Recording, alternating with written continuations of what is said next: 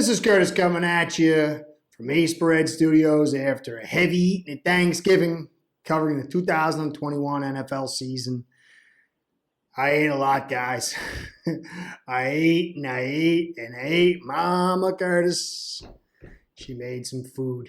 Hooked the family up. She's getting better. I just couldn't stop eating. And so my film study for today is going to be a little abbreviated because I couldn't get up early in the morning to do it, and I couldn't work late. It was just lots of sleeping, watching kids' movies, sleeping through kids' movies. So I'm going to do an abbreviated version, but it really contains the essence of what I wanted to portray because the film will keep repeating this pattern. But I'm going to use this to give you cues if you watch the game, and there will be cues for this game as well, I promise you. So we do want to apologize a little bit, but man, the food was too good. Couldn't stop eating.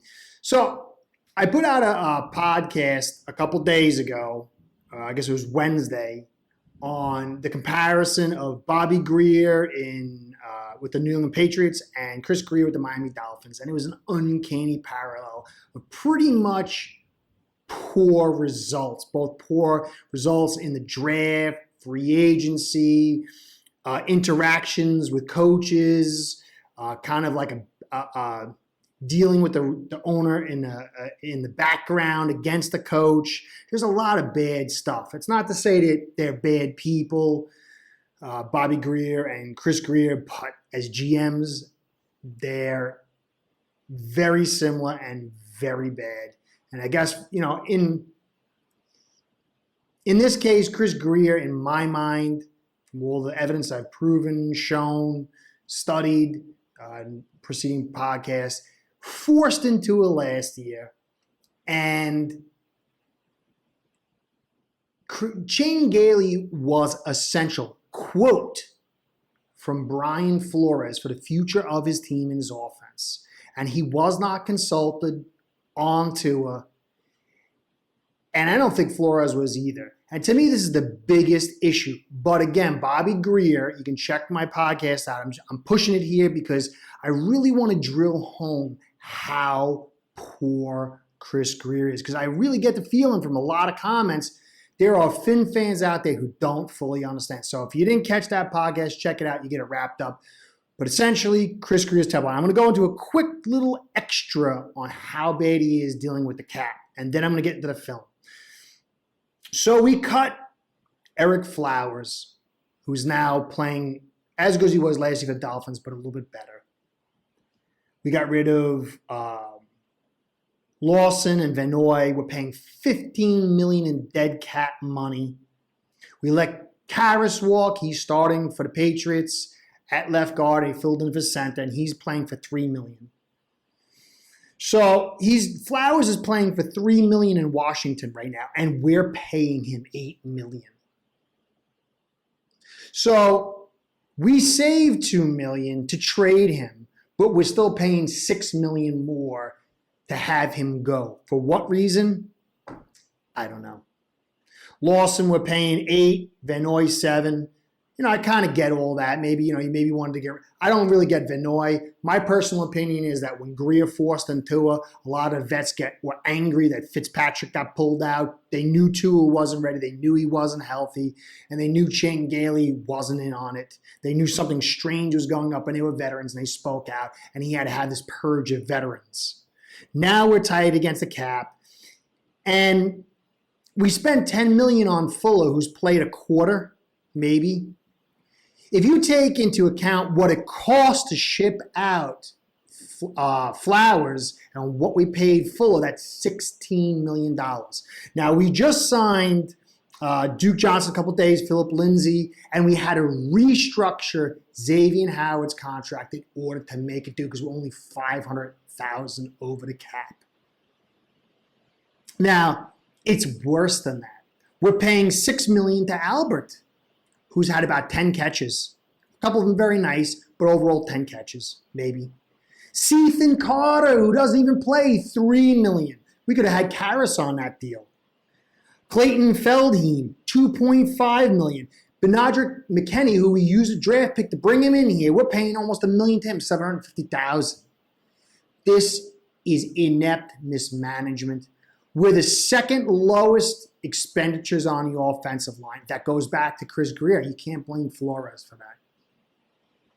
We could have had Eric Flowers here easy just by simply cutting Feldheim or Albert or Sethan Carter or not trading for Benardrick McKinney and maybe a couple of minor moves. I mean, if we kept Flowers, we would have had $6 million extra because we have dead cap space of $8 million, and we're paying him. We made $2 million in savings. It makes no sense. It goes back to Chris Grier, and it goes back to whatever shenanigans are going on in the backdrop. This is why I say nothing good will ever happen here as long as Chris Grier is here. Now, a couple of things I want to go over in this film. I'm going to cue you in. Jackson holding all game. I'll show you one, but there's many, many more. He's also on the ground. There's a few more of those. Also, we got Eichenberg and Jackson perpetually, constantly in a double on one player. How do you have your first round pick, 18th overall, who's sliding into an easier position, and your second overall pick, who you moved up to spend a second and third? You need both of them to double one player. This throws out of whack the entire blocking scheme. Because for the most part, on the other side, Davis, who's got a bad knee, who's out of position, and Hunt are also double blocking. This usually puts a D end on a tight end when we don't have any real tight ends blocking. And we got Hunt along sitting on the bench, who we drafted in the third round. The quick release of Tua. I'll show you a couple plays, but it's unbelievable how this guy gets out of problems with his quick reads and quick releases. Now, unfortunately, at certain points in the year, he's had the boneheaded plays, and you'll see him there. But these things can be improved on. That quick release, though, is a real trait. But one thing that concerns me, not like long-term, he's a rookie, he's a young guy. I say rookie because to me, is his first like real season. Last year, he was unhealthy, didn't know the playbook and all the other things. So I call him a rookie. So if somebody says he's in his second year, I know he's a rookie, though, to me. He's finding security blankets with Gesicki and especially Waddle, and he's sometimes not seeing. This is not a big problem. Almost all rookies and young quarterbacks do this. And it's pre-snap. It's kind of filters into some of his pre-snap. And so if he can simply focus on his pre-snap more and it's not like some people say, oh, he's not smart enough. These are basic. It's just nerves. It's just overwhelming data. I mean, these are basic reads. And not to say he misses all of them, but there's a couple in here he would add touchdowns and big plays. So there's a lot of growth that is very possible for Tua.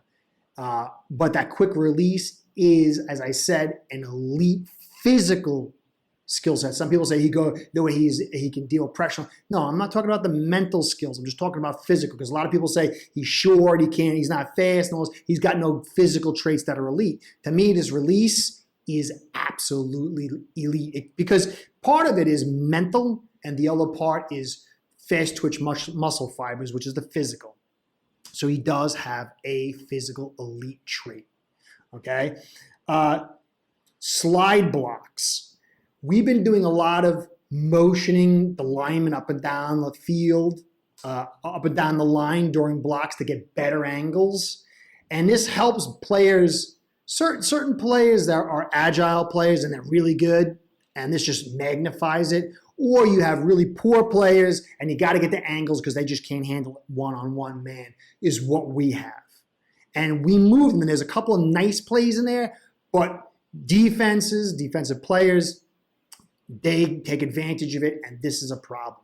We cannot mono block. And this is why we have to double with Eichenberg and Jackson and have tight ends do things, and we do all this motion. This stuff looks good sometimes, but more often than not, it gets us in trouble. So these are the things I want you to cue in on as you watch tape on your own, as you watch this tape, and as you watch this week's game. So this is the tape right here. Let's roll and see what we see. Play design with the play action on the RPO. They hit Gesicki, who falls into the hole. But notice the linebackers are not biting on the run. They're focused on the pass, and they're not really biting. Let's see if this continues. You can see here Austin Jackson. He goes one-on-one and watch the hold. Hands on the outside of the shoulder pads. That is a penalty if the refs want to call it. Pistol formation, RPO. Nice play to Gesicki, nice design.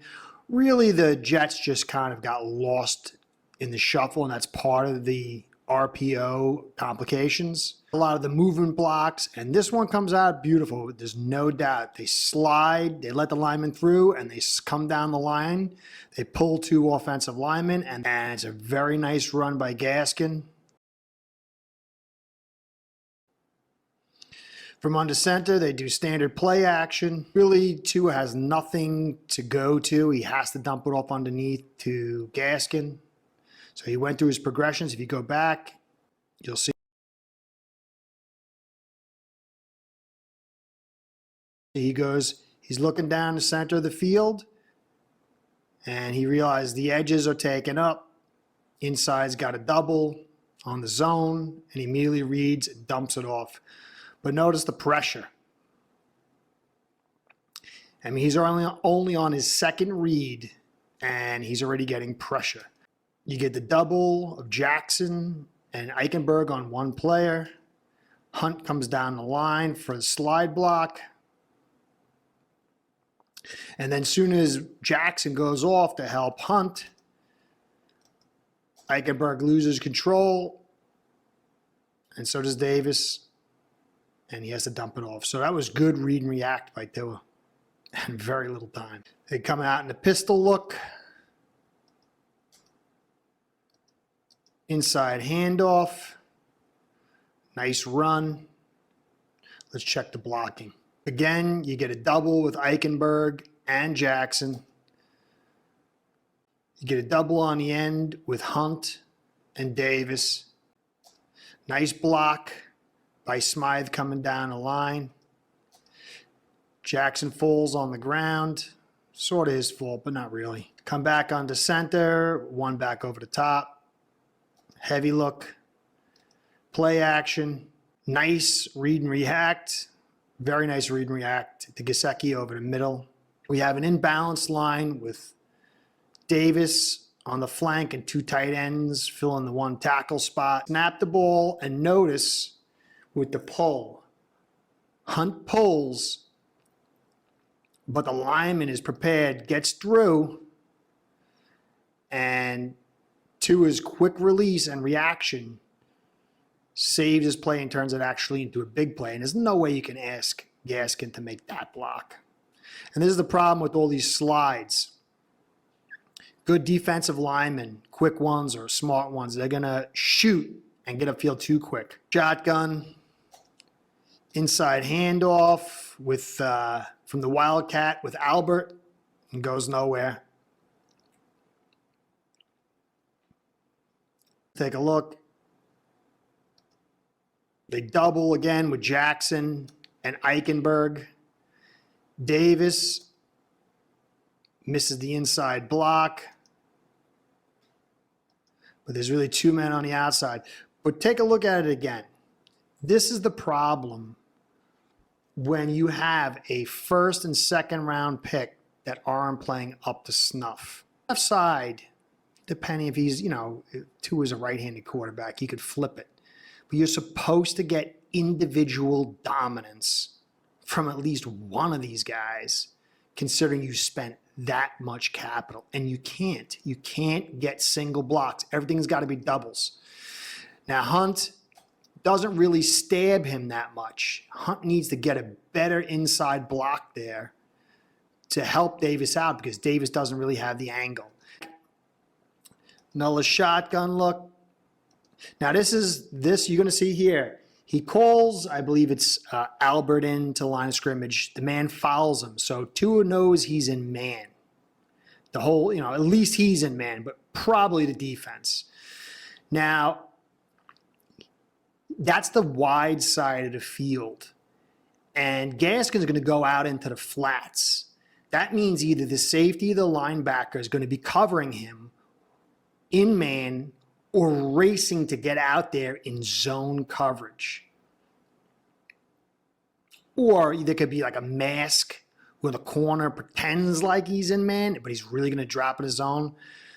But this is where you're going to want to look first. Specifically, you got man, you got a faster guy heading out into the wide open space. But Tua is fixated. He's getting a little fixated on Waddle, which is understandable. Young rookies, they get security blankets, they get fixated. And he doesn't even look to the right. He goes to the left. But look at what Gaskin is wide open. Instead, he throws to the right, which is the short side of the field. And if they're in man, this is going to make it tough for Waddle to use his speed because he's going to have someone on him directly. And this wasn't the right call. Not the end of the world, but this is something he needs to overcome. Pre-snap reads is where Tua is going to make his hay. Again, notice he was on the right side. You have a running back whose job is to block and then to get out into space, which is layered. And you have Gesicki, and I believe that's Waddle on the left. And notice right away, Tua's looking to the left. But this is a short side of the field, and it's very clogged. So he doesn't have numbers there. Again, he should have looked to the wide side of the field and understood the situation. If he had, he would have had an easy touchdown right there to Albert. Instead, he's so fixated on Waddle. He comes back, and it's Eichenberg gets beat, and he's able to make something out of it with that quick throw. But really, this should have been dead right here if it wasn't for an amazing play by Laird. When it would have been so much easier, it would have been a touchdown right there. So again, it's this pre-snap stuff, which young rookies have to work on. But he can't get fixated on Waddle. All right, so I like to do vast amounts. I'll do 50 plays, 40 plays to show you because, some people don't know me. Some people might say, it's just one play or a couple plays. But it's not. I've done vast film studies on most of the stuff. You can go back and check it. You'll see it if you watch the game yourself. I wanted to do more to have better film for you. But again, the turkey day, man, I'm old. It's very easy to put myself into a prolonged food coma. So I hope you enjoyed the tape. Really pay attention to that if you go back and watch the tape on your own leading up into the game against the Panthers and as you watch the Panthers game. Because the Panthers are a totally different animal. Even the Ravens, they have a good front, but their secondary, as you saw, get exposed, by mental miscues. And so did the Jets. But you're not likely to see that this week. So a lot of the stuff we saw on offense is not going to work out the way we did. We're going to have to find some other wrinkles. And a lot of the slide blocking is going to probably get blown up. It's probably going to get eaten up. So this offensive line is going to be absolutely critical. Tua is going to have to do better pre-snap reading because a lot of these open pass plays that kind of break open, it's just a wide open guy and he gets a big chunk play out of it. It's not going to happen. And again, it's not a knock on Tua. He should have more stuff available. But because of the offensive line and because he's OCs and because he's young, they're just not really, the right offense isn't here for him. And so he's had to, find different ways. His offense has find tricky ways to get things done. But Tua is going to have his best game pre-snap this week. So again, thank you for staying to the end. It's a little short, but I promise to do a very long and full film study on the Panthers this week. So this is Curtis saying thank you for staying to the end. Please check out that podcast of the Grier comparisons because it really is lightning. I didn't really know it. It really was one of my favorite podcasts because I learned so much of it from it. And so anyway, comments, likes, and subscribes. Please give us all of those. Comments mean the most to me. The last podcast was actually based off Brother Bluto commenting on it, and me doing the footwork and doing the research and then coming to the elimination. Love your comments. Subscribes and likes help us with the Google overlords, keeps us in business. I like this business now. I really do. I'd like to stay here and keep on doing it. And then a shout out to Ace Barrett, our sponsors. Without them, none of this would happen. They're the best online sportsbook out there. They want to let you know with their world-class software, you can get on the action, friends, family, co-workers, and anyone you know as an online bookie. They are the best. They are phenomenal. Take care of me. You guys are phenomenal. Thanksgiving, part of my Thanksgiving thanks was for you guys and for them. So much appreciated. Can't wait for this game. This is a big, big litmus test on so many levels. And I got to say it. Go Fins. Let's make it 4 in a row. This is Curtis saying thank you. See you next time.